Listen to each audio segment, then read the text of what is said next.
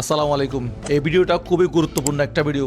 আমরা বাইক যে দিচ্ছি এটা সত্য এবং কিভাবে দিচ্ছি চলেন কম্পিউটার থেকে দেখা যাক। আপনাদেরকে ধাপে ধাপে সম্পূর্ণটা দেখাচ্ছি।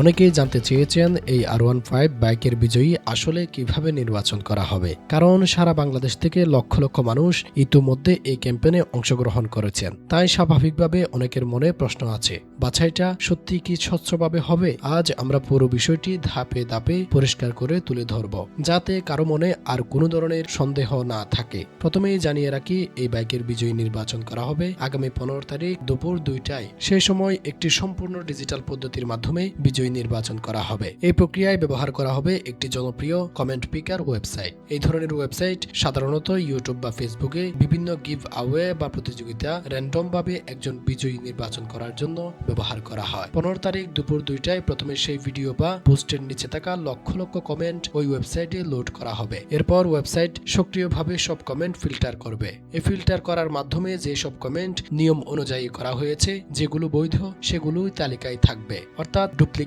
বা অপ্রাসঙ্গিক কমেন্টগুলো বাদ পড়ে যাবে। সবকিছু প্রস্তুত করার পর সবার সামনে স্টার্ট বাটনে ক্লিক করা হবে। যে মুহূর্তে স্টার্ট বাটনে ক্লিক করা হবে তখনই সেই ওয়েবসাইটের সব কটা কমেন্ট থেকে সম্পূর্ণ র্যান্ডম ভাবে একজনকে নির্বাচন করে স্ক্রিনের সামনে নিয়ে আসা হবে। অর্থাৎ এখানে আগে থেকে কাউকে ঠিক করা বা কাউকে বিশেষভাবে বেছে নেওয়ার কোনো ধরনের সুযোগ নেই। কম্পিউটার নিজে র্যান্ডম ভাবে যাকে নির্বাচন করবে সেই ব্যক্তি হবে এই ক্যাম্পেইনের বিজয়ী। এখানে আরেকটি বিষয় গুরুত্বপূর্ণ,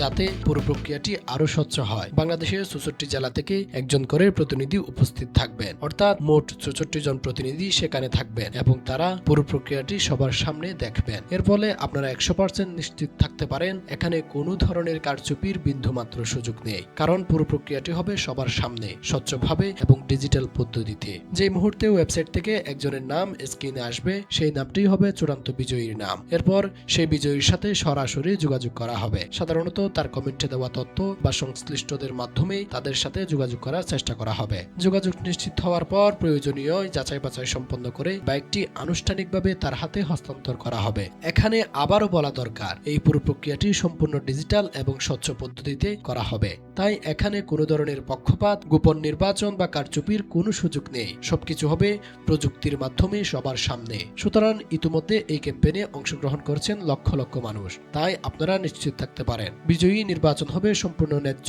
এবং স্বচ্ছভাবে। এখন প্রশ্ন হলো, আপনি কি সেই সাবস্ক্রাইবারদের মধ্যে আছেন? কারণ এই বিজয়ী নির্বাচন করা হবে সাবস্ক্রাইবার এবং অংশগ্রহণকারীদের মধ্য থেকে। তাই যদি এখনো ইউটিউব চ্যানেলটি সাবস্ক্রাইব না করেন তাহলে এখনই সাবস্ক্রাইব করে নিন এবং ভিডিও বা পোস্টের নিচে একটি সুন্দর কমেন্ট করে ক্যাম্পেইনে অংশগ্রহণ করুন। কারণ কে জানে, হয়তো লাখ লাখ মানুষের মধ্য থেকে আপনার নামই উঠে আসতে পারে সেই স্ক্রিনে। আর যদি আপনার নাম উঠে আসে তাহলে খুব শীঘ্রই আপনার হাতে পৌঁছে যাবে স্বপ্নের ইয়ামাহা R15 বাইকটি। এখন শুধু অপেক্ষা 15 তারিখ দুপুর 2টায় সেই মুহূর্তের জন্য। দেখা যাক শেষ পর্যন্ত বাংলাদেশের কোন জেলার কোন সৌভাগ্যবান মানুষের হাতে পৌঁছায় এই স্বপ্নের বাইকটি। ধন্যবাদ।